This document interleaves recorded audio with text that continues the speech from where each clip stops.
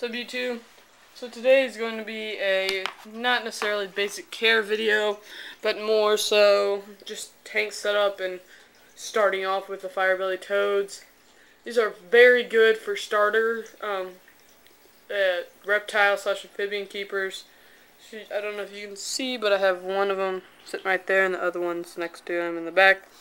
So now I'm going to kind of go over. There's just a few main points that are good to have. The firebelly toads, they need a very good resourceable place to stop like swimming necessarily, like what I have right there. That rock, I have about 2 to 3 inches of water in there, and they like to chill under there because the water hits them and they can stop swimming. They don't need to move and they still are in water. They really like that as well. It gives them a place to rest. Another thing, like I said, I have 2 to 3 inches of water. I recommend at least 2. Just enough to submerge their body a little bit, because they don't necessarily like to be dry and they don't like to be necessarily wet. So they like to have, normally you'll see them with their feet in the water mostly, but sometimes the whole body will be in there depending on what they're doing. So, perfect size tank is about 10 gallons for every 3 toads. I have 2 in this 10-gallon tank. As you can see, this is a pretty good sized tank compared to the 5. Like here, let me see if I can back it up. Like the 10 is quite a bit bigger than the 5. And yeah, so another thing, they will only eat live insects. If they're dead, you need to either take them out or don't feed them to them. The reason this is, they're not all firebelly toads. Can see their, just smell their food. So they see the movement and then taste it and then realize that that's their food. So yeah, that's that. Yeah, the ideal tank setup, my bad. It needs to be they need to have a section of land and a section of water. It shouldn't ratio out to 50-50. It should be more 70-30. As you can see, I have here. This one is more of a gradual to it. Starts out with the land, then gradually goes into the water. I have 3 inches of water in there, but this one it's not all dry, okay? It still has moisture in the water that runs up to the gravel and stuff, and there's a tiny bit of water in their food bowl. So yeah. Another thing, filters. Any reptile/amphibian is gonna poop way more than fish, okay? That's because their bodies are more like ours, where after they eat, they have to go to the bathroom within a matter of time, when some fish don't even have stomachs, and they just slowly get rid of it. What I have in, oh, dude, he just took over the plant, man. Had to fix that.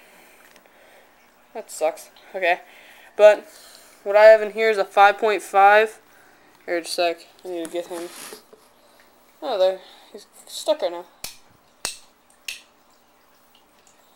Just move the light.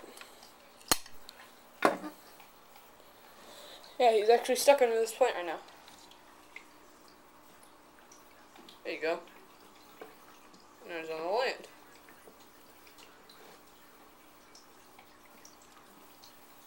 No. You're not getting out of there, buddy. That's one of them.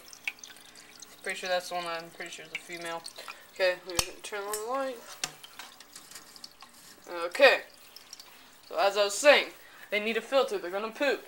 So what I have right here, this is an in water, not necessarily like completely in water, but it's a 5.5 gallon filter, and you're not even gonna really have 5 gallons of water at any given time.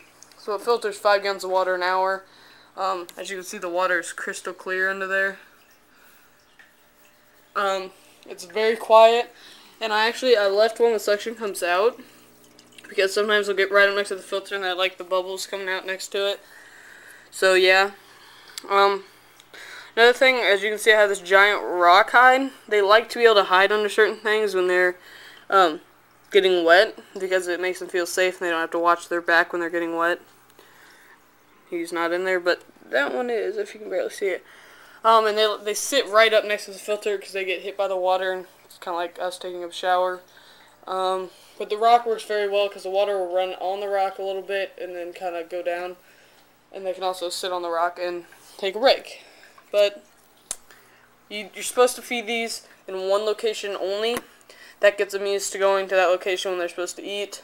They eat 3 to 4 times a week. I'll be posting a eating video or feeding video later on. But yeah, just some foliage. They like to be able to hide again. Gravel works fine. Some people say that the gravel causes a problem with them eating it, but I don't think they're going to eat this size gravel. As you can see, it's about the size of their feet. So, yeah, and some are even bigger. Heat-wise, they really don't require a ton of heat.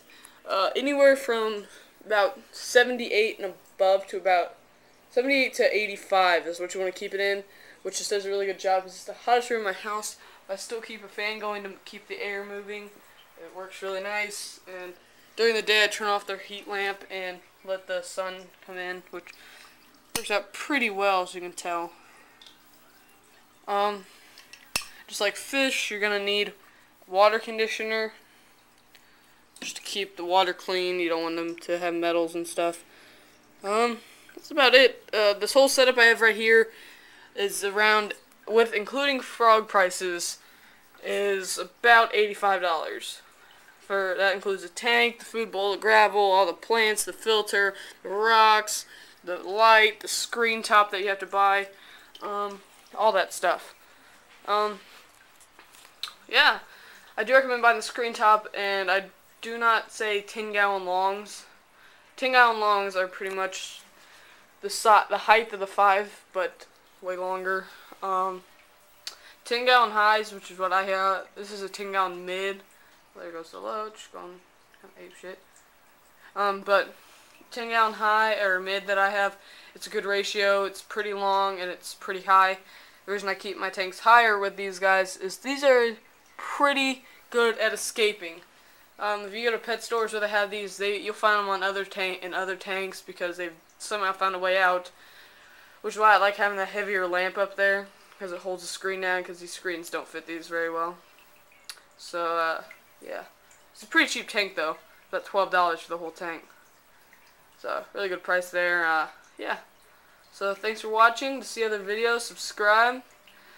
Should be getting a couple different things going here pretty soon. But, yeah.